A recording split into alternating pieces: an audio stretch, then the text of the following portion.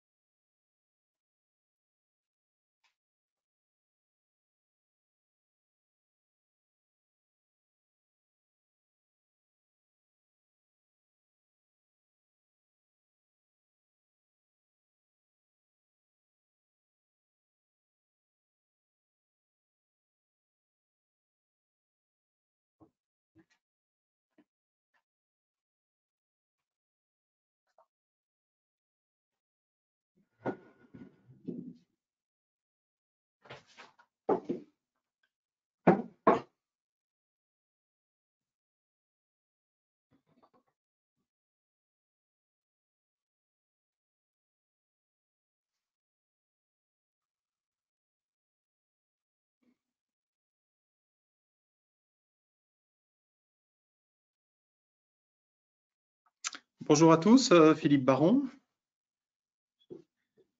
le responsable d'ADN. J'espère que vous allez tous bien. Bon, c'est pas forcément évident en ce moment.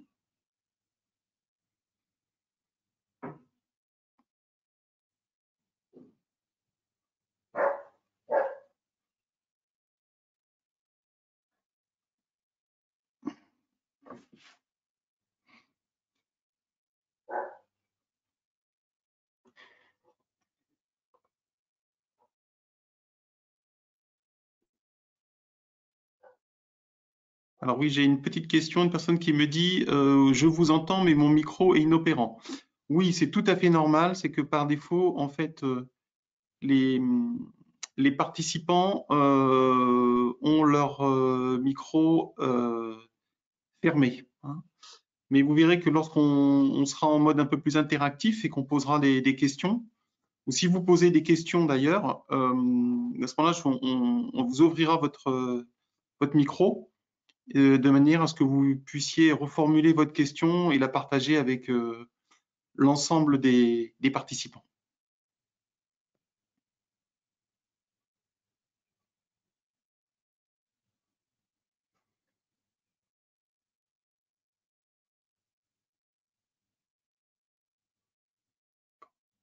Bon, apparemment, j'ai des gens qui m'envoient des petits messages en me disant que finalement, ça va pas si mal. Donc, c'est très bien.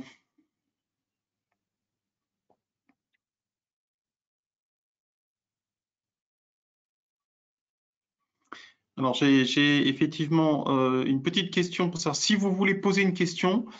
Ben, en fait, on est plusieurs à animer le webinar. Donc, vous faites exactement par le système que vous avez utilisé là. Vous posez votre question et généralement, ben voilà, on vous répondra, hein. Donc, justement, c'est ce que vient de faire Gaël. Il vient de vous répondre dans ce sens-là.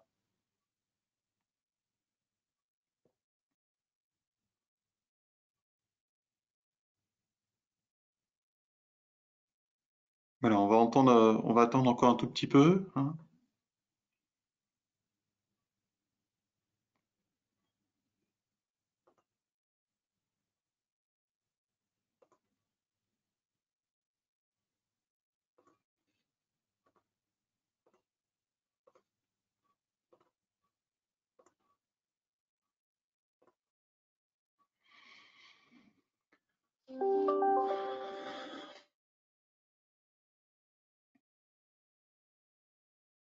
Alors on l'avait pas fait exprès, mais en fait, on a le nombre d'inscrits maximal que peut supporter notre système de webinar. C'est-à-dire qu'on a une limite de 101. J'avais pas pris conscience de ça. Et en fait, vous êtes une centaine d'inscrits, hein. Bon, généralement, il y a pas mal de gens qui ont des contraintes de dernière minute, hein. Enfin bon, là, on a quand même, on est proche de 50 personnes qui ont rejoint le webinar, hein. Donc, on va attendre encore une petite minute et puis ensuite, on va démarrer de manière à essayer de garder le timing parce que dans ces temps de télétravail pour les uns et pour les autres, en fait, il y a beaucoup de gens qui enchaînent les conf calls les unes derrière les autres.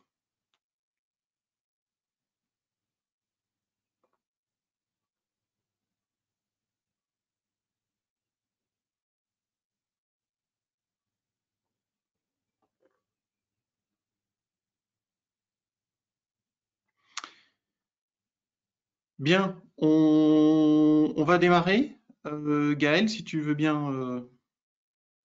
C'est parti. Ce webinaire Allez. sera assez dense, donc on va essayer de respecter le timing. Hmm. Euh, Merci à tous encore une fois d'être là et puis on démarre maintenant. Allez. Donc, l'objectif du webinar, c'est de proposer en fait un axe de travail pour mettre en place un QMS pour des populations agiles.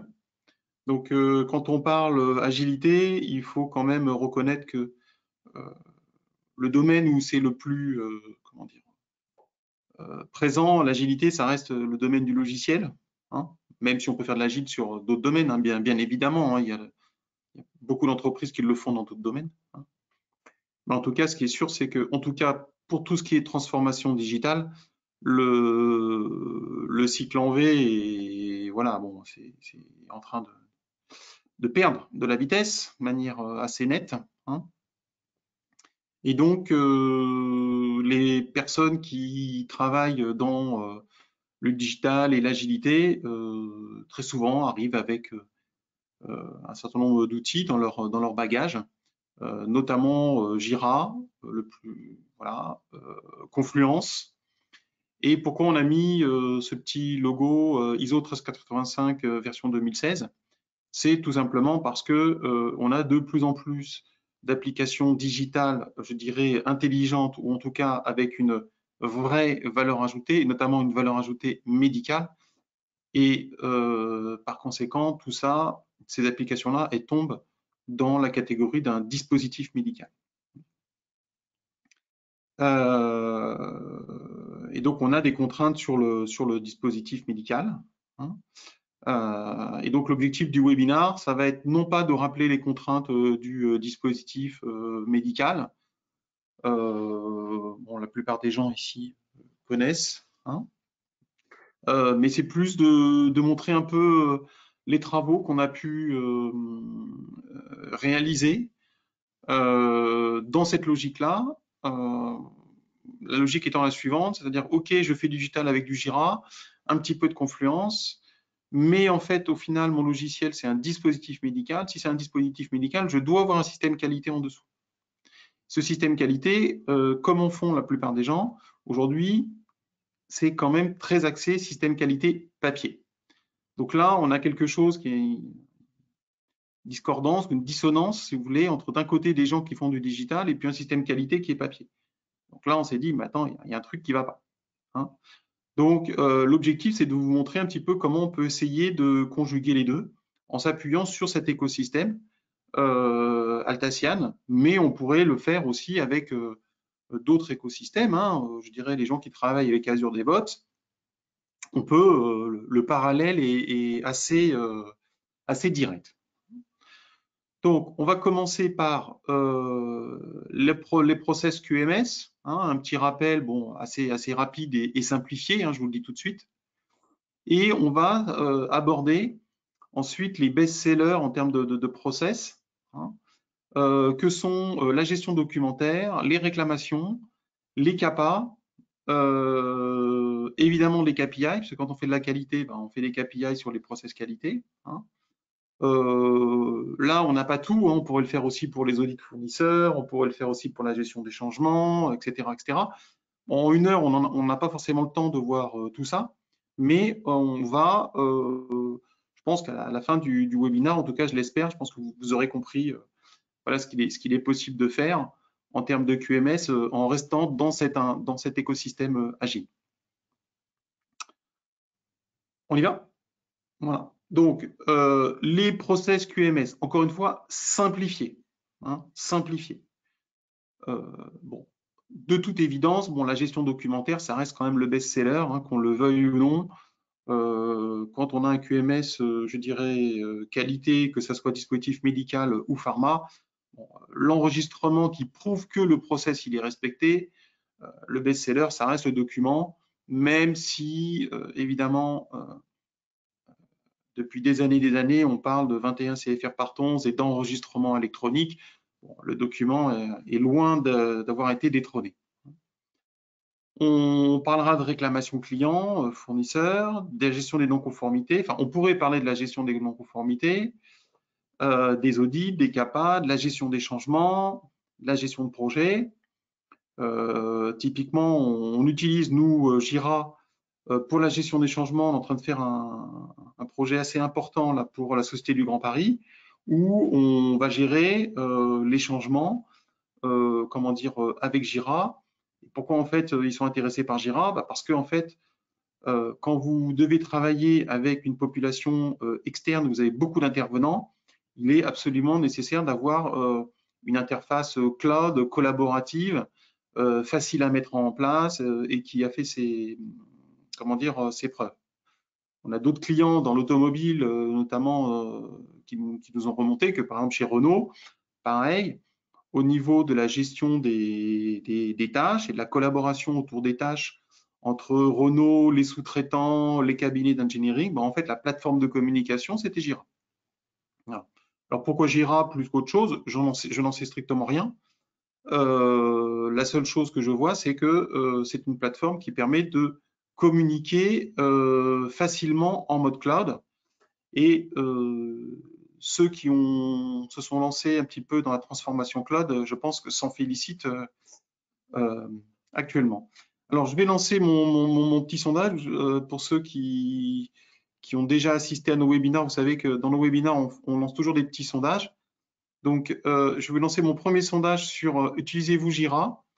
Si vous voulez avoir la gentillesse de répondre au sondage.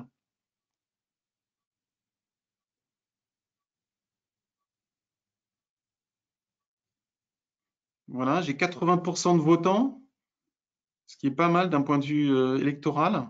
Hein.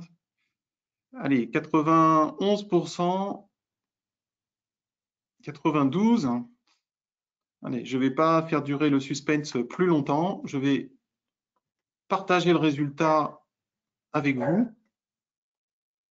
Voilà, donc en fait, on a une population un tiers, deux tiers. Donc 2 tiers bon, qui n'utilisent pas encore Jira. Hein, ça voudrait dire d'une manière assez simplifiée que il y a les 2 tiers des personnes qui assistent au webinar qui sont en train de passer à l'agilité. Hein. Je vais vous donner le deuxième sondage.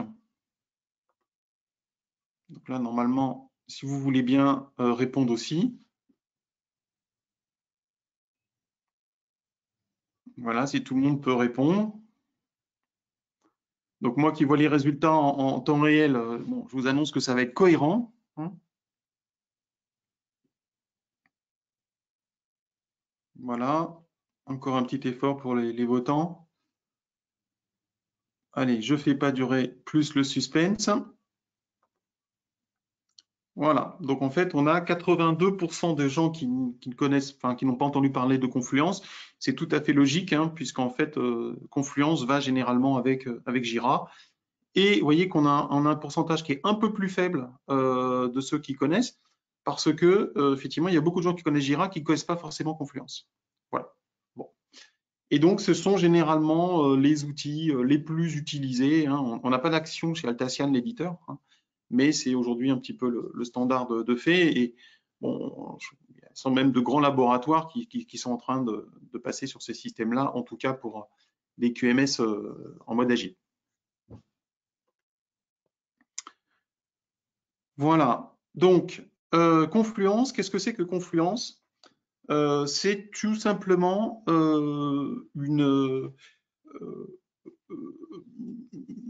donc, en premier lieu, c'est un logiciel qui est associé à Jira, hein.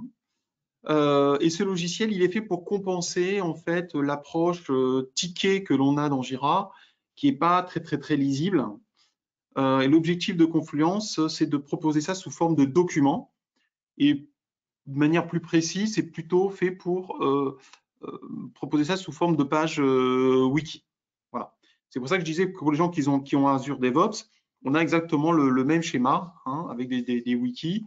Et donc, en fait, les stories qu'on a dans Azure DevOps, on peut les formaliser sous forme de page wiki dans l'équivalent de Confluence qu'on a dans Azure. Donc, ce qui est bien, je peux juste rester sur Confluence 2 secondes, hein. Donc, dans Confluence, donc, on a nos pages, et puis on va avoir évidemment des workflows. Et ce qu'on va vous montrer ici, c'est ça qui est intéressant, c'est qu'on va être capable de mettre en place de la signature électronique, puisque si on veut dématérialiser, il nous faut absolument une signature électronique dans l'environnement régulé dans lequel on se trouve, hein. Bon. Néanmoins, en phase de transition, vous pouvez aussi exporter au format Word ou PDF. Alors, on va revenir à Jira, sur le slide d'après, je pense. Voilà. Donc, Jira, c'est l'outil de référence quand on veut faire de l'agilité. Quand on veut faire de l'agilité, qu'on veut décrire des stories, qu'on veut avoir des Kanban, qu'on veut gérer des versions, des releases, qu'on veut travailler avec des product owners, choses comme ça, les gens, la plupart du temps, utilisent un outil comme Jira ou équivalent. Ce qui est intéressant, c'est qu'on va pouvoir avoir des workflows et paramétrer ces workflows. Le dernier point qui est la marketplace Altacian, ça c'est vraiment le plus d'Altacian, c'est que vous avez une marketplace dans laquelle vous allez pouvoir trouver des plugins pour répondre à des points très précis, et notamment celui de la signature électronique. Voilà. Next. Voilà, donc la signature électronique, on y est. Donc aujourd'hui, le retour que vous avez probablement les uns et les autres, c'est que pour des questions de sécurité, les systèmes étaient un peu fermés dans les data centers, dans vos data centers, et on y accédait, je dirais, ou pas, via les VPN. Donc on a eu des clients qui nous ont dit, bah, déjà, est-ce que je peux accéder à mon application en VPN? Bon, les gens sont toujours un peu frileux à ouvrir des VPN. Il y a des gens qui nous ont dit, bah, les VPN, c'est bien, mais bon, on arrive en limite de capacité parce que nous, on est un grand groupe. Donc, le VPN pour accéder à un système qui est en interne, bon, ça a ses limites. L'autre solution, c'est d'avoir un système dit, alors comment dire, les ceintures noires, troisième dan du 21 CFR part 11 me pardonneront, hein. Mais disons que pour les systèmes dits ouverts, donc les systèmes cloud, hein, pour simplifier, il est intéressant d'avoir une signature électronique. Et comme ça évite de passer, je dirais, par des VPN. La signature électronique permettant évidemment de signer tous les enregistrements réglementaires ou qualité, en l'occurrence ici, qui nous intéresse. Voilà. Et évidemment, ça permet de déverrouiller l'accès au télétravail, le cloud et le fait d'avoir la signature électronique de surcroît. Donc, on va vous montrer un petit peu comment on a pu mettre en place cela dans les outils. Oui, donc moi je vais débuter cette partie-là sur Confluence en vous présentant quelques exemples et quelques vidéos concernant la gestion documentaire avec ce fameux outil qui est Confluence. Donc, ce qu'on va vouloir vous montrer ici, c'est comment gérer dans un système finalement relativement simple mes documents et notamment mes documents qualité pour avoir de la documentation à jour, disponible et accessible facilement. Donc à la fois disponible facilement parce que c'est du web et puis aussi évidemment avec un contrôle de droit, etc. pour savoir qui peut consulter le document, qui peut le modifier et autres permissions. L'important ici, et ce sera l'objet d'une vidéo, c'est de montrer qu'on va pouvoir aussi maîtriser les versions des documents avec des workflows, donc des workflows d'approbation, des workflows de signature. Les workflows d'approbation, bien sûr, peuvent intégrer la signature électronique immédiatement. Et aussi, un autre avantage de Confluence, c'est la possibilité de demander des confirmations de lecture aux personnes qui sont censées avoir consulté un document qui a été approuvé. Donc, Confluence, donc c'est un outil en ligne. Il permet en fait, dans un premier temps, de créer des espaces. Donc ces espaces, on peut voir ça comme des espaces thématiques de documents, soit pour un projet, soit pour un ensemble de documents d'un certain type. Ces espaces, on va évidemment pouvoir y associer un ensemble de documents, donc un ensemble de pages et de fichiers associés, sachant que l'arborescence est bien sûr complètement paramétrable. Donc, vous pouvez donner la forme d'arborescence que vous voulez à votre espace documentaire dans Confluence et évidemment gérer à l'intérieur de cela l'ensemble des droits et des permissions pour l'ensemble de vos utilisateurs. Donc ici, je vais présenter une première vidéo pour vous montrer comment on crée et on modifie un document dans Confluence. Donc ici, je suis sur mes espaces de travail. Nous avons créé pour ce webinaire un espace que nous avons appelé QMS Home et je vais préparer mon premier document. Donc c'est une page qui est un petit peu comme une page wiki, hein, une page web, mais avec un peu plus de possibilités qui ressemblent à de l'édition comme du Word, avec des titres, des dessins, des images et aussi quelques macros, notamment celle-ci, l'activité de page qui permet de suivre l'ensemble des actions de modification qui ont été associées à votre document. Vous voyez ici au début le cartouche, il a été mis à jour tout seul. On voit que Camille Best vient de créer cette page à telle heure. Ici, on va pouvoir rajouter des workflows. Donc, ce sont des workflows d'approbation, des workflows de type Quality Management System qui vont permettre de mettre en place des workflows d'approbation et de revue en intégrant la signature électronique sur nos pages Confluence. Donc ici, je définis deux utilisateurs qui vont devoir approuver mon document avant qu'il ne soit publié. Donc, c'est ce qui vient d'être fait à cet instant. On voit que l'état a changé. Maintenant, mon document est dans un état draft, donc il n'est pas publié. Il va devoir d'abord être approuvé par l'ensemble des utilisateurs qui ont été définis dans le workflow avant de passer dans un état publié et donc d'être accessible à l'ensemble des autres utilisateurs. Donc ici, je suis sur mon workflow, je vais devoir revoir cette page. Donc, je vais devoir signer mon étape d'approbation. Donc, c'est ce qui va être fait ici. Là, ça a été fait, ça prend un petit peu de temps, donc ça a été fait en arrière-plan, on voit, excusez-moi, voilà, on voit ici que dans le suivi de mes modifications, l'approbation a été assignée à Camille et à Stéphanie. Donc une fois que ce workflow a été paramétré, mon document est en état en approbation et je vais devoir le signer. Donc l'autre personne l'a déjà signé, là je vois le petit coche vert à côté. Et donc moi, si je viens ici signer mon document, alors il va passer, tout le monde a signé, donc il est passé dans une version publiée. On le voit ici sur notre étape. Hop, il est passé en version publiée. Donc là, j'ai une première version publiée à 1h21. Donc mon document est visible par l'ensemble de mes utilisateurs qui ont le droit de le voir. Si je viens le modifier, à partir du moment où je viens le modifier, je vais forcément venir rompre mon workflow de publication. Et donc en fait, je vais me retrouver avec un document, mon nouveau document qui va être dans un état draft, d'accord, dans un état brouillon parce que il est en train d'être modifié et on n'a pas encore passé le workflow d'approbation dessus. Mais vous allez voir que voilà, donc là, je fais ma modification. Je peux même déclarer un petit peu pour un suivi type audit trail les changements que j'ai associés à ma modification. Je mets à jour.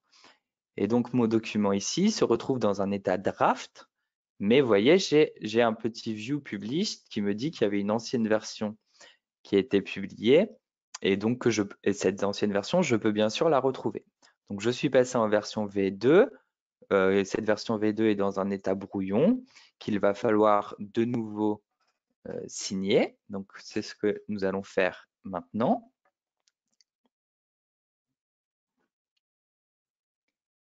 Voilà.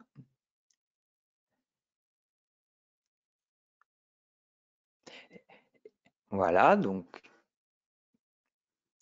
les assignations pour l'approbation et la revue ont été effectuées. Et donc, une fois de plus, je reviens pour signer mon document. Et je vais donc à la fin me retrouver avec une version 2 de mon document qui aura été donc approuvé, qui aura passé l'ensemble du workflow et qui du coup sera publié et accessible à l'ensemble des utilisateurs de ma page. En tout cas, à l'ensemble des personnes qui ont le droit de voir ce document. Voilà, donc pareil, j'ai mon cartouche qui suit l'ensemble des modifications qui ont été effectuées sur ce document. Hop. Voilà. Donc là, nous venons de voir les workflows et la création de documents. Donc un autre élément très important que l'on peut faire avec Confluence, c'est de demander des prises de connaissances. Donc c'est en fait demander des confirmations de lecture sur un ensemble de documents. Et puis on est capable d'avoir un tableau qui nous dit, voilà, toutes ces personnes-là ont bien pris connaissance de documents, puis certaines ne l'ont pas fait, avec la version du document concerné et le timestamp, le moment où la prise de connaissance a été effectuée. Dans mon outil Confluence, je peux avoir tout de suite accès à l'ensemble des tâches qui me sont assignées, sachant qu'aussi, à chaque fois que j'ai une approbation, par exemple, qui m'est demandée, je reçois aussi un email pour me dire tu dois signer ce document. Enfin, on a aussi la possibilité d'avoir une page qui elle-même vient contrôler l'ensemble des documents et de leur état d'un espace et ainsi pouvoir savoir quels sont les documents qui sont dans un état de publication, quels sont les documents qui sont encore en draft et donc là où il manque encore des approbations pour finaliser la publication du document. Donc ça, c'est aussi un élément très pratique pour savoir dans quel état sont un ensemble N de documents dans mon espace. L'activité de la page, c'est ce que je montrais tout à l'heure. Donc le gros avantage de Confluence, c'est que comme c'est un outil web et qui possède ces petits gadgets, ces petits widgets que vous pouvez insérer directement à votre document, ceci devient automatique. Donc, ce cartouche-là d'historique et de changement est généré automatiquement et toujours donc présent dans votre page. Pas besoin de venir le faire à la main et d'écrire quelle modification j'ai fait, à quelle heure, etc., etc. On a du coup quelque chose qui est à la fois pérenne et automatique et sûr. Voilà, donc pour moi, j'en ai fini sur la partie documentaire avec Confluence. Si vous avez des questions, vous pouvez bien sûr les poser dans le chatter. Et je vais donner la main tout de suite à Stéphanie qui va vous parler de la gestion des réclamations avec Jira. Alors, j'ai une question là. Alors, on répond.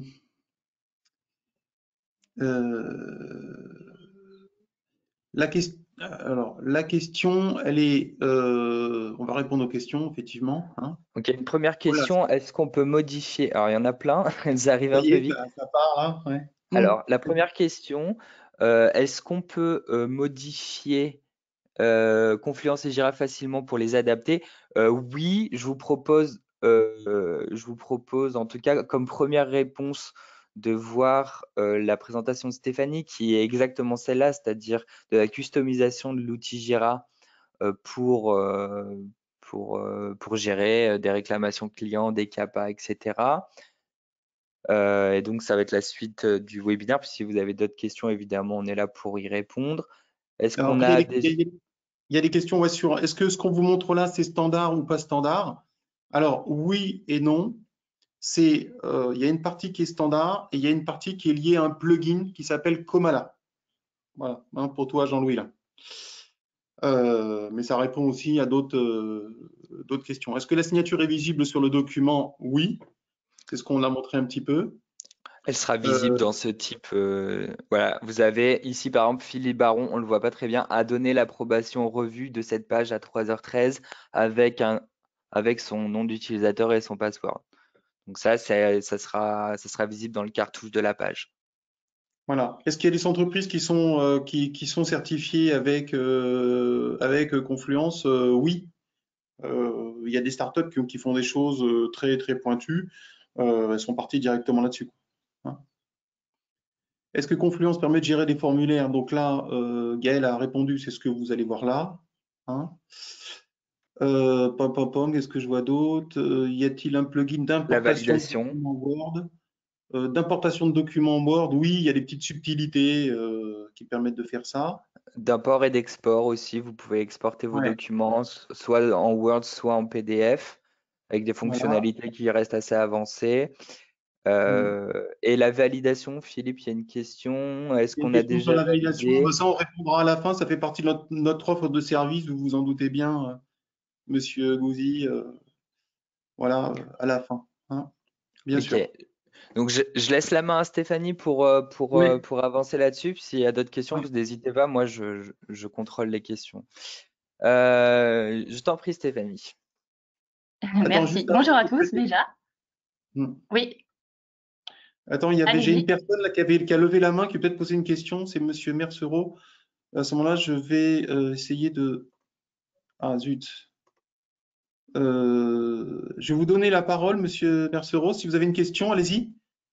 Non, non, non, merci, c'est bon, on a répondu déjà à mes questions. D'accord, ok, ça marche, pas de problème. Donc, Vas-y, je Stéphanie. commence pour vous présenter la gestion des réclamations clients et les CAPA avec Jira. Donc, en fait, on a choisi ces deux process qualité parmi tant d'autres pour vous montrer un peu comment se présente Jira. Donc, une société doit être capable de gérer ses réclamations comme le recommande entre autres la norme ISO 13485. Donc ces réclamations, elles peuvent être de différentes sources, donc réclamation client, réclamation fournisseur, réclamation interne, etc. Et pour gérer efficacement les réclamations, de nombreux outils existent. Et nous allons vous présenter qu'il est possible de les gérer via Jira.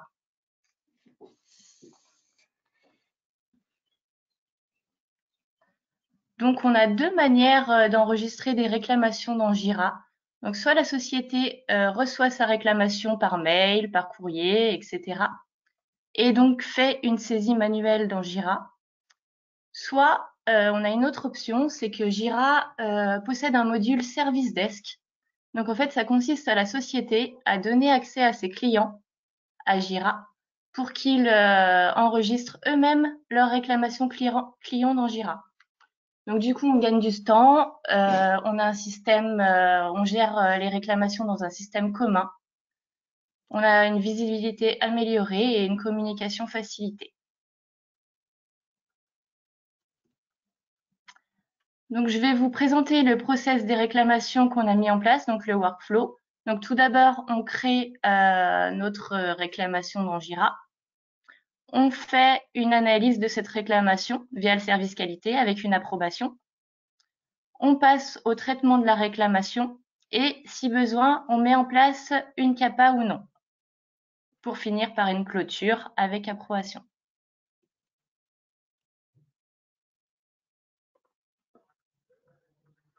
Donc, pour vous illustrer ça, on va vous présenter un exemple concret avec une création d'une réclamation client. Donc, on a pris un exemple d'actualité. Le client nous contacte par mail car sa commande de masques pour son hôpital n'a toujours pas été réceptionnée depuis 1 mois.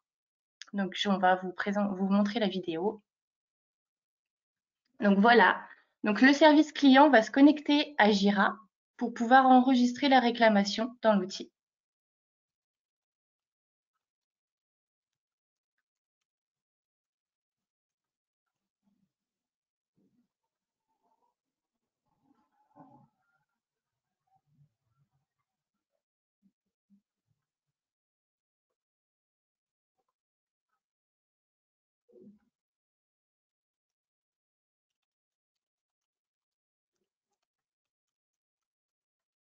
Donc voilà, je suis connectée à Jira.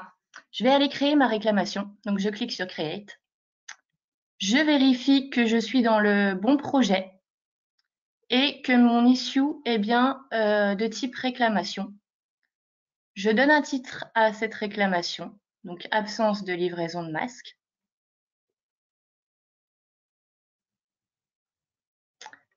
J'indique la description. Donc le client nous contacte car sa commande de masque pour son hôpital n'a toujours pas été réceptionnée depuis 1 mois.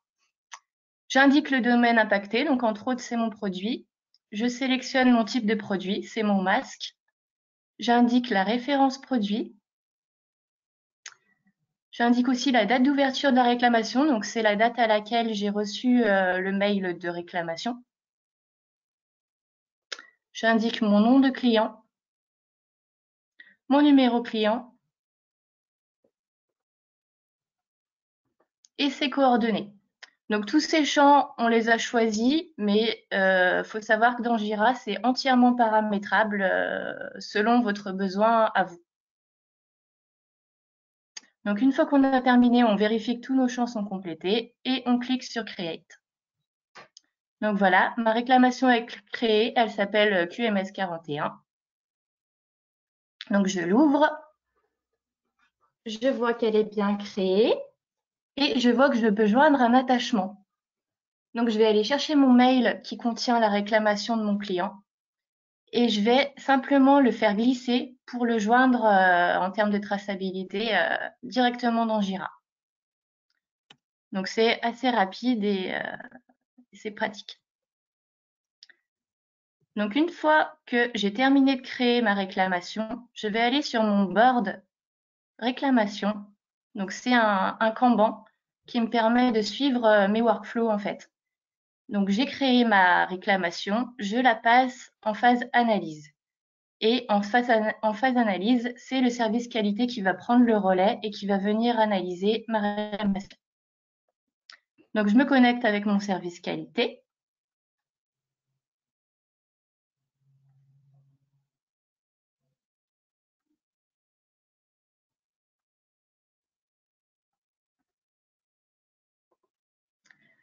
Je vais dans le board réclamation. Je vois que dans mon panier analyse, j'ai bien une réclamation à évaluer. Donc je l'ouvre. Je lis le détail de la réclamation et je vais faire une édition pour compléter mon analyse. Donc, est-ce que j'ai recontacté le client pour avoir plus d'informations? Non. Donc, informations complémentaires, j'en ai pas. Je priorise ma réclamation et je l'analyse. Donc, aucun stock n'est disponible actuellement pour que nous puissions fournir notre client. Je l'assigne à la personne qui va résoudre ma réclamation, donc entre autres le responsable projet. Et surtout, j'indique si une CAPA est nécessaire pour pouvoir solutionner cette réclamation. Donc, entre autres, dans notre cas, oui. Ma réclamation vient d'être analysée. Je retourne dans le board et je vais faire passer ma réclamation qui était au statut analyse au traitement. Donc là, on va me demander une approbation, comme quoi je suis d'accord avec ma création et l'analyse qui a été faite.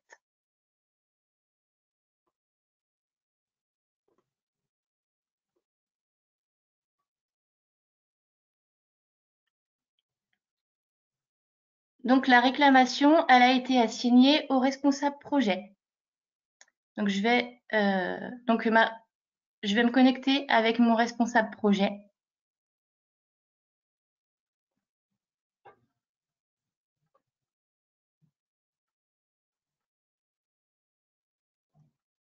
Je vais aller sur le board réclamation et je vois bien que j'ai une tâche qui m'est assignée en tant que responsable projet. Donc je l'ouvre, je vais la consulter, donc voir en quoi ça consiste sur la page création, voir l'analyse qui en a été faite et je vois surtout que CAPA nécessaire, oui. Donc je m'arrête là en tant que responsable projet, je ne vais pas plus loin et je vais devoir créer une CAPA. Donc maintenant, nous allons voir la gestion d'une CAPA avec Jira. Donc les entreprises sont soumises via la norme de gérer leurs actions préventives et correctives. Donc la distinction entre une action corrective, le but c'est d'éliminer la cause d'une non-conformité détectée. Quant aux actions préventives, c'est plutôt éviter que les problèmes ne surviennent. Donc pour créer des CAPA, les CAPA peuvent venir de différentes sources telles que les non-conformités, les réclamations, etc.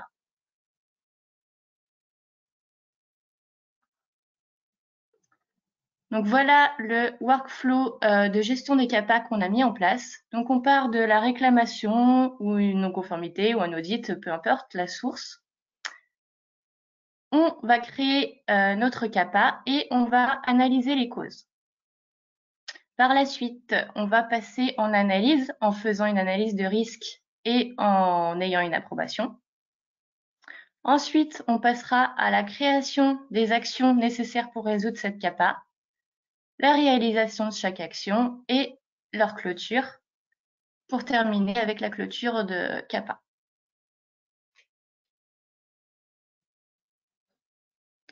Donc voici la vidéo d'une création CAPA. Donc on était en phase où mon responsable projet a vu qu'une CAPA était nécessaire. Donc on va aller créer la CAPA. Donc on sélectionne le issue type CAPA. On lui met un titre, donc par exemple rupture de masque. On lui indique une description, donc nous ne pouvons pas livrer notre client car nous sommes en rupture de masque. Les livraisons ne peuvent plus être assurées. On indique le domaine impacté produit ainsi que le produit masque. On indique la source, donc ça vient d'une réclamation client. On lui met une date de fin prévisionnelle. On assigne cette CAPA. Donc, la personne assignée, c'est la personne qui va être responsable de cette CAPA jusqu'à sa clôture. Donc, entre autres, on met le responsable projet. Et là, très important, on peut lier la CAPA qu'on crée là à la réclamation qui a été créée précédemment. Ensuite, on fait l'analyse des causes de cette CAPA. Donc, on a fait une analyse des causes qui est très discutable, mais c'était pour avoir un exemple. Donc là, je rajouterais, Philippe Baron, je rajouterais juste une petite chose. De la même manière qu'on a lié, comment dire, à la réclamation, on pourrait lier à un bug qui est déclaré dans Jira, on pourrait lier à une tâche qui est dans Jira, lier à une story. Et c'est ça qui est intéressant de construire ce système-là autour de Jira, bah, c'est évidemment qu'on peut connecter à tous les éléments qui sont dans Jira. Pardon, Stéphanie. Pas de souci. Donc, on vérifie que tous nos champs sont bien complétés et on clique sur Create. Notre CAPA a bien été créé. Donc, maintenant, on va aller sur le board CAPA. Donc, tous les boards, tous ces Kanban-là sont entièrement paramétrables. Donc, on passe notre CAPA en phase analyse. Et en phase analyse, c'est la qualité qui prend le relais pour pouvoir analyser cette CAPA. Donc, on va se connecter avec la qualité.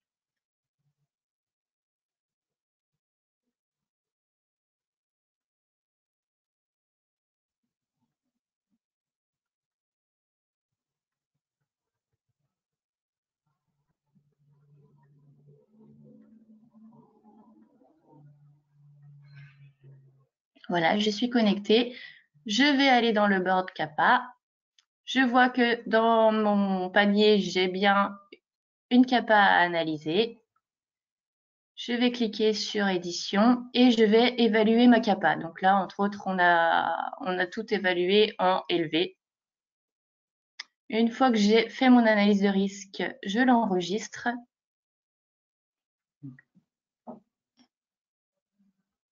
Et je vais retourner sur mon board pour dire que j'ai terminé ma tâche.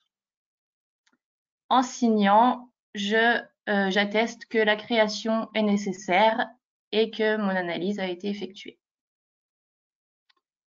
Donc maintenant, cette validation va me permettre de créer mes sous-tâches, mes actions nécessaires à résoudre ma CAPA.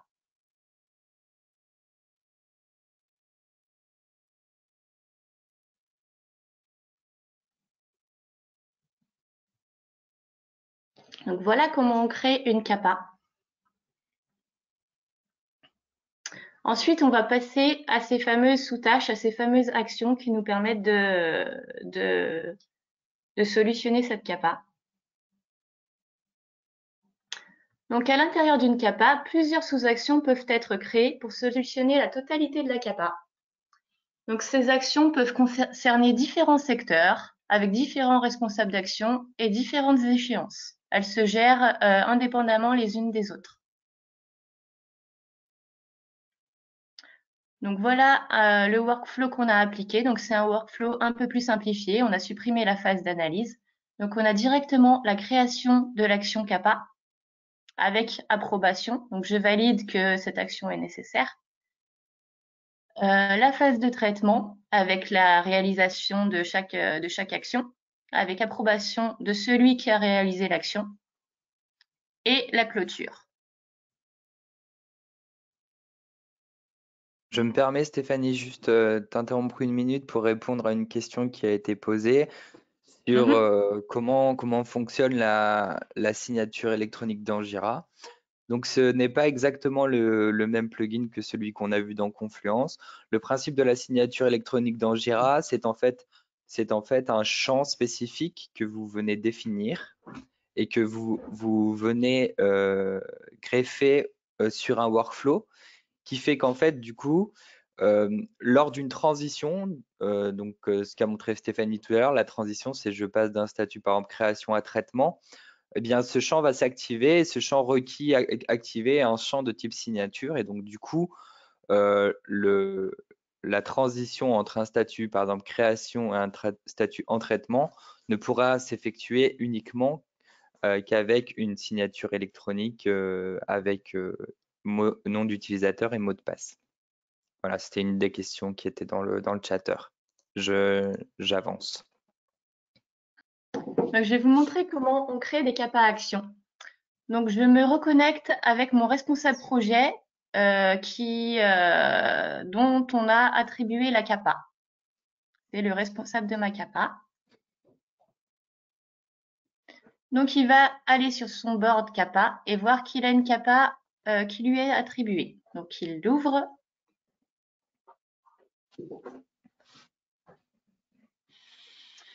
Il regarde en quoi elle concerne, donc la création, l'analyse de risque, où on voit que l'analyse de risque a été calculée à critique.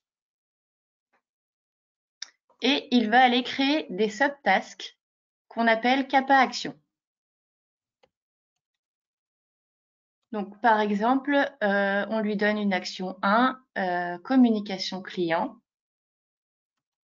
Donc, le but, c'est de rédiger et d'envoyer une communication à chaque client pour leur indiquer l'état de nos stocks actuels et les moyens mis en œuvre pour réduire cette pénurie. Donc, on le priorise en urgent. On lui met une date de fin prévue, et on l'assigne. Donc, la personne qui va réaliser l'action, ici, c'est le service client. Donc, je l'assigne au service client.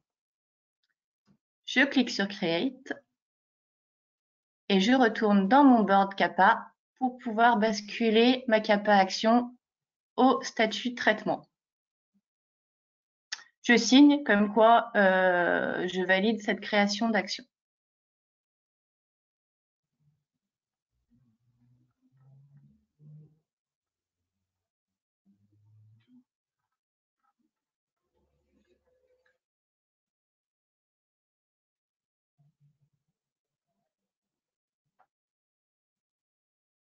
Donc, j'écris toujours un commentaire pour valider l'action.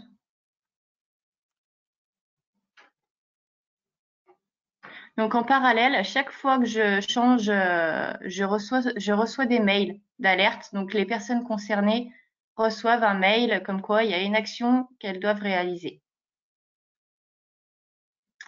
Donc voilà, j'ai créé ma première action, je l'ai validée. Je vais en créer 2 autres. Donc, on a accéléré un peu la cadence.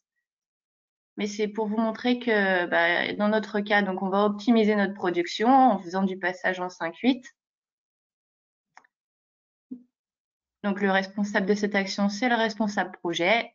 Et on crée également une 3e action qui est la rédaction d'un plan d'urgence qui est majeur. On se laisse un peu plus de temps pour la réaliser et on l'attribue à Stéphanie.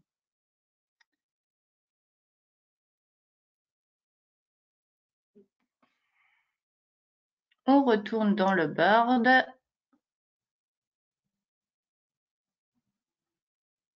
J'ai mes 2 actions que je viens de créer. Donc, de la même manière, je les valide via ma signature électronique.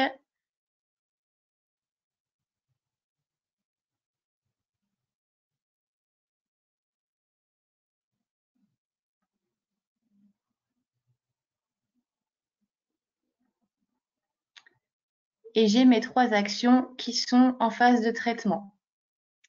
Donc, je peux voir que chacune est attribuée à quelqu'un de différent. Donc, celle-là au service client, celle-là au responsable projet et celle-là à Stéphanie.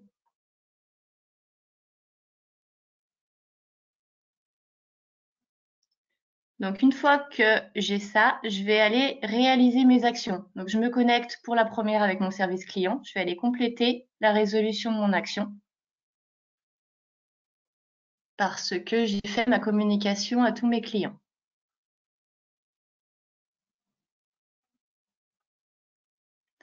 Donc ici, on a possibilité de paramétrer le dashboard et de voir les tâches qui me sont directement assignées. Ça me permet de ne pas aller dans mon board et de voir directement quelles sont les tâches que je dois réaliser.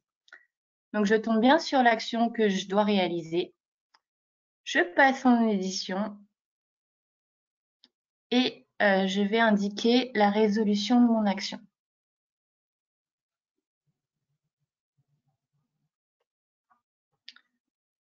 Donc, j'indique que ma communication a bien été réalisée. Donc, j'ai communiqué par mail.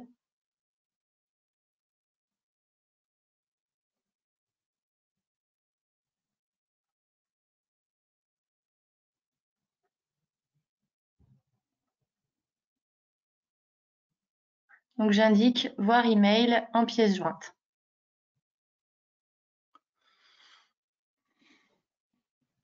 Et là, je vais aller attacher mon email de communication qui prouve que mon action a bien été réalisée.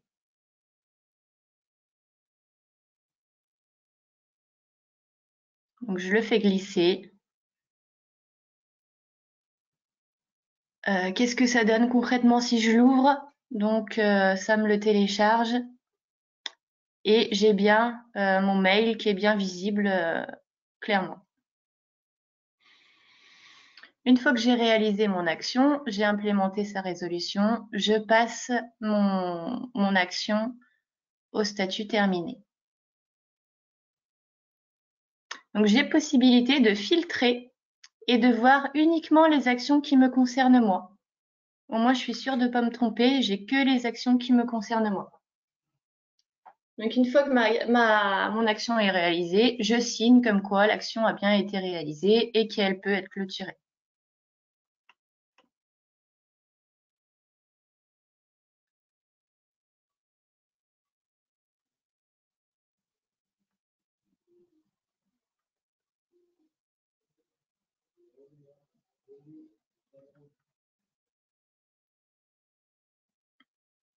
Donc, il me reste 2 actions à réaliser, une par le responsable projet, l'autre par Stéphanie. Donc, on va accélérer un peu et le responsable projet va réaliser également son action, donc vraiment de la même manière. Il va sur son board CAPA, il sélectionne son action qui le concerne. Il va aller rédiger sa résolution. Donc, il a mis en place le 5.8 et ses salariés ont été informés.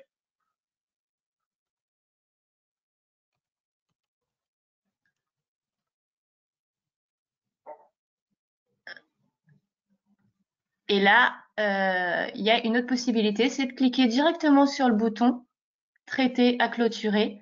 Ça évite de passer par le Kanban, par le board CAPA, et on passe direct en signature. Et le statut a bien changé, l'action est bien clôturée. Ça vous permet de le faire plus directement, mais c'est moins visuel.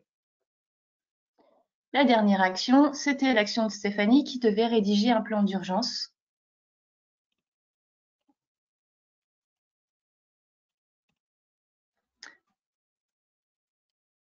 Donc, elle a rédigé son plan d'urgence sur Confluence parce que c'est l'outil de gestion documentaire de la société. Donc, on le précise dans la résolution et je vais aller faire un lien avec Confluence pour qu'on n'ait pas à chercher le document et qu'il soit directement lié à cette action-là. Donc, comme on l'a vu tout à l'heure, on a créé un espace QMS. Donc là, je fais ma recherche, je l'ai appelé plan d'urgence. Le voilà. Je crée mon lien. Et on voit bien que mon lien a été créé dans, dans mon action.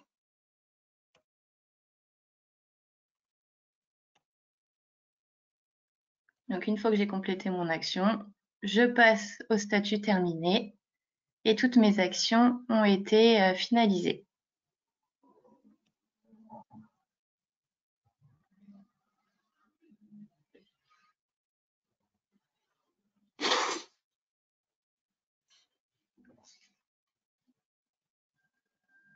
Formidable. Maintenant, je vais vous montrer comment on gère la clôture CAPA et la résolution, et ce sera la dernière démonstration qu'on verra.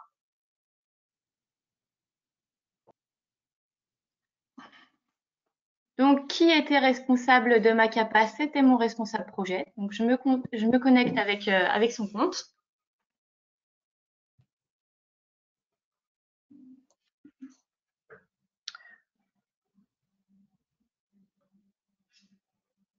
Tu as dû mettre pause là, non? Non, on voit ton...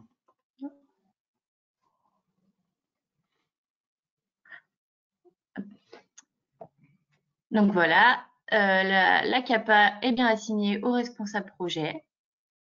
Il l'ouvre. Il peut voir que les subtasks, donc toutes les actions, ont été clôturées. Donc ça va lui permettre de pouvoir clôturer sa CAPA.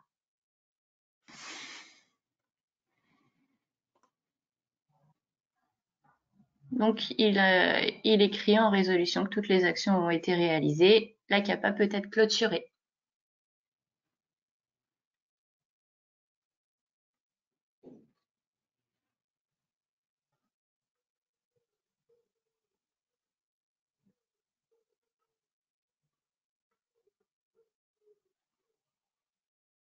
On retourne dans le bord de CAPA et on passe l'action au statut terminé.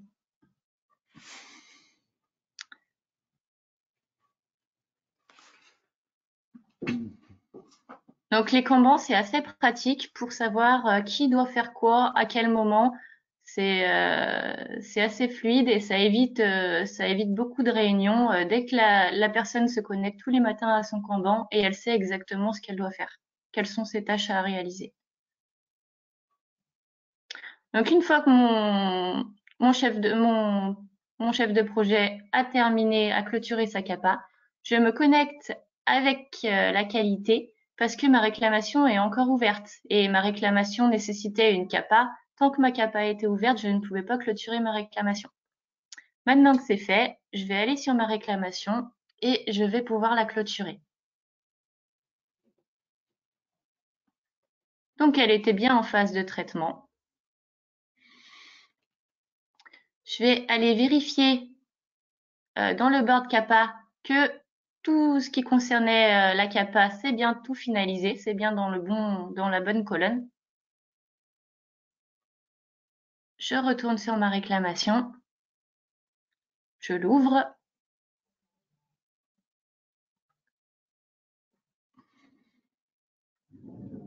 Je vois bien que ma CAPA est Stéphanie, également parce que terminée. sur ouais. C'est bientôt fini. Ouais, je sais. J'implémente ma résolution.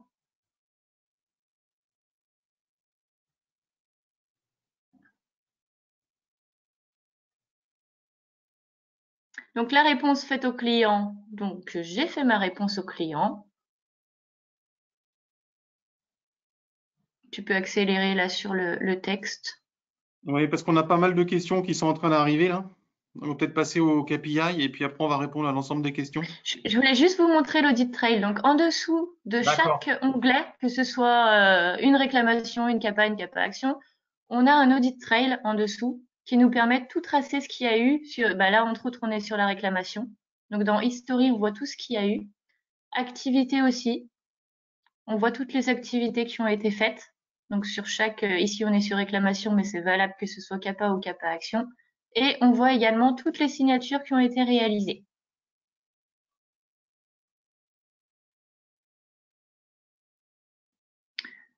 Donc voilà, là, on peut passer plus vite parce que je signe et on passe au statut terminé. Donc ma réclamation a été terminée. Donc maintenant, on peut voir que Jira nous permet de faire des KPI. Donc par exemple, ici, on voit le KPI CAPA avec combien j'ai de CAPA clôturé, combien j'en ai en cours, combien. Donc c'est pratique et très visuel. Ça se fait automatiquement et ça se met à jour automatiquement. Et aussi, donc là, on a fait le choix d'en faire 2. Le deuxième, c'est combien de CAPA ont été créés par jour ou de réclamations. Tu peux passer à la suivante. On a également fait un lien avec Confluence. Donc en fait, dans Confluence, je peux suivre mes CAPA. Donc ça se met à jour instantanément avec Jira. Donc si je change mon statut CAPA dans Jira, ça va automatiquement me le changer dans Confluence. Et comme ça, je peux avoir des tableaux de type Excel qui me permettent de faire un suivi et surtout de faire des extractions.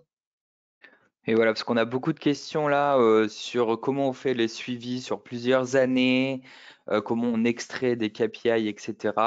Donc la méthodologie qu'on a implémentée là et qui a été présentée par Stéphanie, c'est en fait de créer une page Confluence, hein, donc un document comme on a vu au début, mais au lieu que cette page, on l'écrive à la main, on vient en fait directement récupérer les données de notre projet Jira, donc tous les tickets qui vous ont été présentés juste avant. et on en fait des tableaux. Et en fait, ça, c'est une fonction qui est complètement automatique pour extraire l'ensemble des, l'ensemble des informations dont on a besoin, sachant qu'on peut aller assez loin puisque ces tableaux sont basés sur des filtres, donc en fait qui sont des requêtes à la base de données de Jira, et donc on peut évidemment avoir un niveau de granularité aussi fin que l'on veut selon ce qu'on veut afficher, celles qui sont clôturées, pas clôturées, depuis quelle date, par qui, etc. Ça, on peut le personnaliser comme on veut. Est-ce que Philippe voulait reprendre la main à partir de là? Merci Allez, soyons Stéphanie. fous. Ouais, merci beaucoup Stéphanie. Donc Stéphanie Très a été à l'œuvre pour tout le paramétrage là, hein. Donc voilà, je vais la remercier publiquement. Donc les avantages de Jira Confluence, c'est vrai que c'est pas excessivement cher, hein. On est dans le mode agile, c'est facile à mettre en œuvre.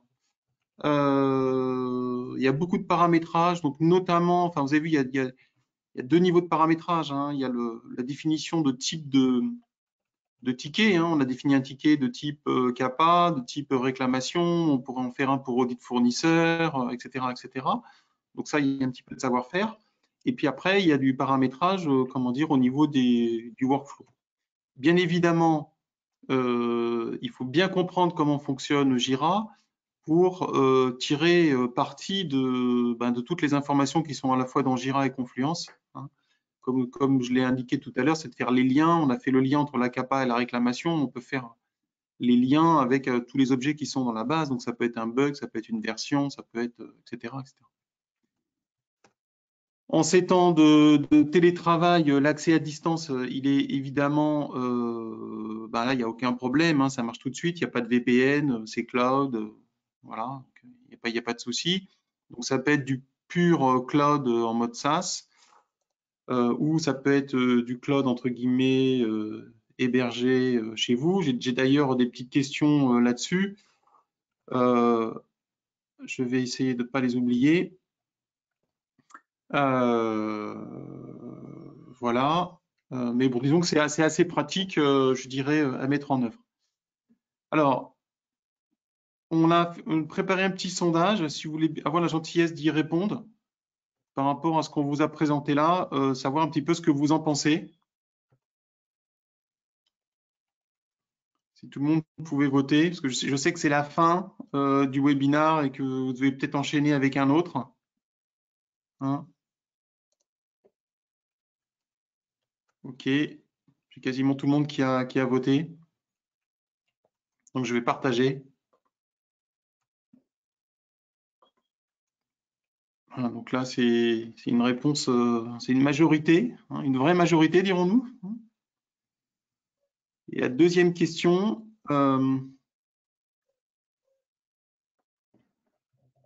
voilà, si vous voulez bien répondre. Donc ça, c'est vraiment, c'est l'éditeur qui propose et voilà, vous n'avez rien à faire. On-premise, c'est installé chez vous. Et après, ça peut être on-premise sur votre cloud. Voilà. Hein, donc les trois possibilités sont proposées. Donc on-premise, c'est dans votre data center. On-premise cloud, ça serait dans une infrastructure cloud de type AWS, Azure ou GCP, hein, ou alors proposé directement par Atlassian. Eh bien, vous allez voir. Donc ça, c'est un peu le suspense du résultat. Vous voyez que c'est extrêmement équilibré entre ceux qui préfèrent une solution chez eux, une solution chez eux, mais dans leur cloud, et ceux qui préféraient une solution de l'éditeur. Parfait. Alors attendez, on a peut-être quelques questions encore. On va voir si on peut y répondre. Ok. Bon, je crois qu'on a répondu à peu près à tout là, donc c'est Il impeccable. y a beaucoup de questions sur la façon dont on peut améliorer les workflows, les brider, rendre des clôtures automatiques d'une réclamation lorsque l'ensemble des CAPA associés sont fermés, etc. Ma réponse un peu collective à ce type de question, c'est oui, sachant qu'on est capable de descendre assez finement dans l'ensemble du paramétrage Jira. Donc pour ça, il faut avoir un niveau un peu avancé Jira, mais c'est tout à fait faisable pour, je pense, l'ensemble des demandes ou des questions qui ont été posées là. Donc, si vous souhaitez mettre ça en œuvre chez vous, on vous propose de faire ça en plusieurs étapes. Première étape, c'est de prendre connaissance des SOP existantes, hein, processus par processus, parce que bon, vous avez tous, comment dire, quelque chose sur les réclamations, sur les fournisseurs, sur bon, sur un petit peu tout, je pense, hein. Une fois qu'on a fait ça, on traduit ça sous forme de story, puisqu'en fait, ça replace les user requirements, mais si on travaille en mode agile, il nous faut bien des requirements. Et on fait la transposition, hein. On n'essaye pas de faire exactement ce que vous faites actuellement. On essaye de l'adapter pour que ce soit un peu plus malin et que ça tire tout le bénéfice de Jira. Ça, c'est l'étape 2. L'étape 3, on implémente ça sur Jira, on vous propose la validation et ensuite le déploiement. Donc, en fonction de la complexité, on pense que ça peut être fait entre 1 et 3 mois, c'est ce qu'on a pu voir, avec des gens qui ont l'habitude. Maintenant, on a une équipe ADN qui est formée, qui comprend vos process et des gens qui savent faire le paramétrage. Donc, si vous souhaitez mettre en place un système qualité cloud, agile, et vous souhaitez déployer les processus voilà, même les uns derrière les autres, avec de la signature électronique comme on a pu le voir, ben, évidemment, on est à votre disposition. Je pense que c'est notre dernier slide de Stéphanie.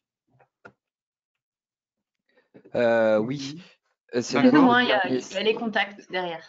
Oui, il y a les D'accord. contacts. On a beaucoup de questions. Je suis désolé si j'arrive pas à répondre à toutes les questions. Il y avait une question notamment sur est-ce qu'on est capable avec Jira de faire de la traçabilité, spécification de test. Oui, c'est l'objet d'une présentation.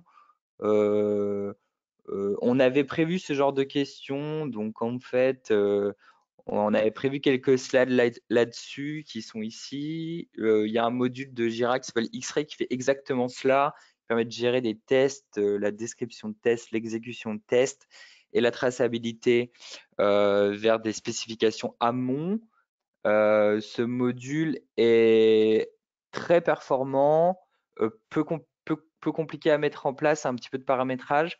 Je pense que là, vu le temps qu'on a passé, c'est probablement un peu trop difficile de vous le présenter en détail.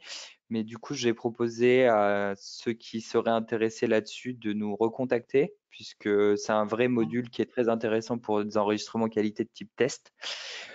Combien de temps ça nous a pris là pour configurer cet outil-là, pour la démonstration de ce webinaire, il y a une dizaine de jours de travail là-dessus, sachant que ça fait 1 an que ADN travaille sur ces outils-là, et donc on a eu l'occasion de développer et de paramétrer de façon assez fine des projets Jira pour d'autres clients, ce qui fait que on a passé la rampe de découverte et celle qui prend le plus de temps de savoir quels sont les bons outils à mobiliser. Donc voilà, pour ce webinaire, là, c'est une dizaine de jours, sachant qu'on estime que sur des process QMS, selon leur complexité, etc., selon la taille de votre entreprise, on serait plutôt entre 1 et 3 mois pour avoir quelque chose d'efficace et de validé.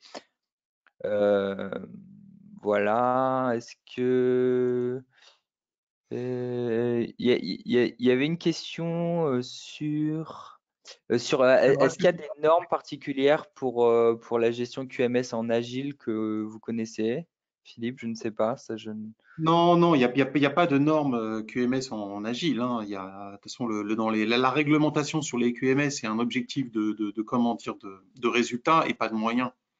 Voilà. Donc, chacun après fait comme il veut en fonction de son, comment dire, de son écosystème. Là, l'intérêt, si vous voulez, c'est de mettre le QMS plugué sur Jira. Hein. J'ai Et- des questions alors, après sur il y a d'autres X-Ray. questions sur de la reprise de données. Ouais, c'est une bonne Alors la question. reprise de données, ça c'est une vraie question. Alors dans Jira, disons si on se focalise sur la partie des tickets, la reprise de données dans Jira est relativement simple parce qu'en fait, on peut venir mettre un petit bout de code qui s'interface avec Jira. Donc, on serait capable, par exemple, de récupérer un ensemble de données que vous auriez extrait sur du CSV ou sur du Excel et de tout réimplémenter dans Jira à l'aide d'une ligne de code, enfin un ensemble de lignes de code. Il y a aussi des possibilités dans Jira de faire ce qu'ils appellent des opérations de type batch. Donc, c'est un groupe d'opérations sur des tickets qui permettrait aussi de faire ce genre de choses pour aller plus vite. Dans Confluence, probablement, la récupération de ce type de documents déjà existants, elle peut se faire directement en important des documents Word, des documents PDF, ou alors en faisant peut-être du copier-coller de documents Word. Ça marche assez bien dans Confluence. Voilà. Alors là, il y a vraiment beaucoup de questions. Je suis vraiment désolé Donc, je que. vais prendre le relais. Donc, il y a des questions sur est-ce que X-Ray peut remplacer Polarion ou d'autres outils de test? La réponse, c'est oui. Hein. Euh, voilà. Après, j'ai une question intéressante, c'est en quoi Jira est-il plus agile qu'une autre jet de QMS? Il est plus agile parce que, alors il faut, comme je l'ai dit au tout début, hein, c'est quand même, à mon avis, l'usage premier, c'est quand même pour des gens qui font du logiciel. Voilà. Donc, bien sûr que ça peut être décliné sur d'autres choses, hein, il n'y a pas de problème. Hein, mais il est plus agile dans le sens où il s'appuie aujourd'hui sur la plateforme d'agilité de référence. Aujourd'hui, quelqu'un qui fait de l'agile, il ne peut pas ne pas avoir entendu parler de Jira, c'est pas possible. Voilà. Donc, si vous voulez, on a un QMS là qui s'appuie sur la plateforme de référence en termes d'agilité. Donc, c'est pour ça que c'est très facile de mettre en place les Kanban, comme Stéphanie vous l'a montré. C'est très facile de lier les éléments les uns aux autres. C'est très facile d'avoir des dashboards où chacun voit les tâches qui lui sont allouées. Voilà en quoi c'est, comment dire, c'est plus agile qu'une GED de type dans lequel on aurait uniquement les SOP. C'est-à-dire que si on avait GED QMS, ça serait entre guillemets que Confluence. Là, c'est agile parce qu'en fait, on agira plus Confluence. Alors, est-ce que j'ai d'autres questions auxquelles je n'aurais pas répondu forcément Il y a une pour la question validation? concernant la NSM, je ne sais pas si vous l'avez vue, mais je ne sais pas quelle est Ouais, la question. mais je n'ai pas bien compris. Est-ce que Alors, Monsieur peut-être Neubourg veut prendre la parole? il faut que tu Alors, le trouves et que tu lui donnes la parole. Ouais. ouais, je vais faire ça tout de suite, Monsieur Neubourg. Monsieur Neubourg, vous avez la parole.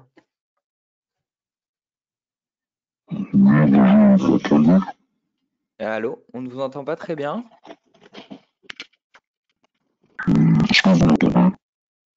Ah, le son est vraiment désordonné.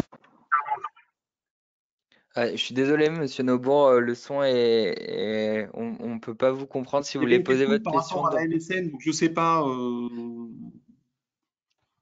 si ça concerne comment dire, le dossier d'enregistrement, mettons, d'un dispositif médical.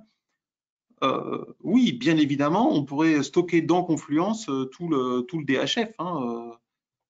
Aujourd'hui, quand on voit les DHF, comment ils sont faits dans beaucoup d'entreprises du dispositif médical, bon, c'est les documents les uns derrière les autres dans des classeurs.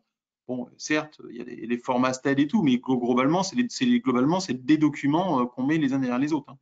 Donc ça, on pourrait le faire. Bon, mais là, je parle plutôt de médical. Donc pour NSM, c'est peut-être autre chose, je sais pas. Donc la question en fait de Monsieur Neubourg, il dit ils ont été inspectés par la Ouais. NSM et les personnes ont voulu voir que du papier et qu'il a mentionné des confluences, et des procédures et ils ont dit que Confluence n'est pas validé. Bah, ça dépend si effectivement vous avez. Est-ce que vous aviez validé Confluence ou non? C'est effectivement cette question-là.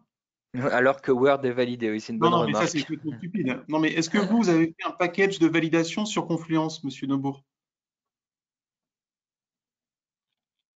Puisque bon, évidemment, vous voyez ici sur le slide, on l'a encore. Hein. Ah non, je suis autodidacte. D'accord. Donc là, c'est logique. Effectivement, comment dire, leur réponse est justifiée.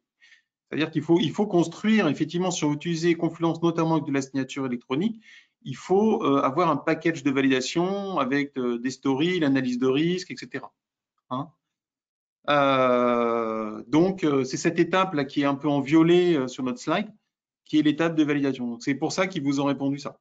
Mais sinon, je peux vous garantir qu'il y a d'autres gens qui ont déposé des dossiers 62-304, enfin avec des dispositifs médicaux en 62-304 avec la FDA et que tu dises Jira Confluence. Donc il n'y a pas de problème à condition qu'on ait validé au préalable.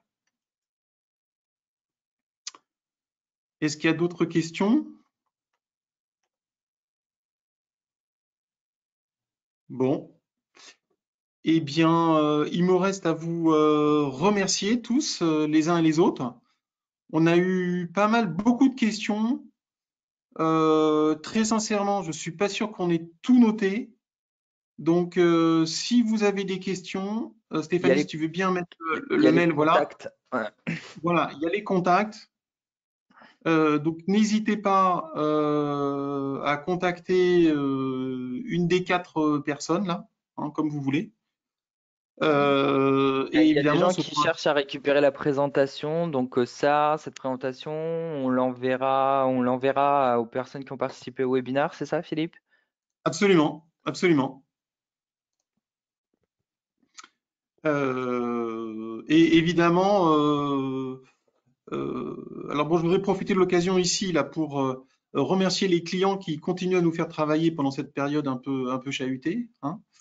Voilà. Et nous, on est bien évidemment aussi à votre disposition dans cette période pour vous aider peut-être à accélérer dans la mise en place d'un QMS agile, cloud, qui vous permettent de travailler parce que le retour qu'on a de beaucoup de clients, c'est que il y a beaucoup de clients qui profitent de cette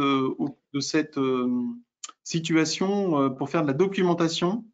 Donc là, ben, c'est peut-être le moyen de refaire de la documentation d'une manière peut-être un peu plus agile et un peu plus de passer peut-être au stade directement Confluence pour certains, en tout cas ceux qui ont la possibilité de le faire. Voilà. Merci à tous. N'hésitez pas, hein, on est là pour répondre à toutes vos questions. Voilà. Merci. Merci, À bonne bientôt. journée. Merci à tous. Stéphanie, merci Camille et merci Gaël. À bientôt. Au Au revoir. revoir. Merci, au revoir.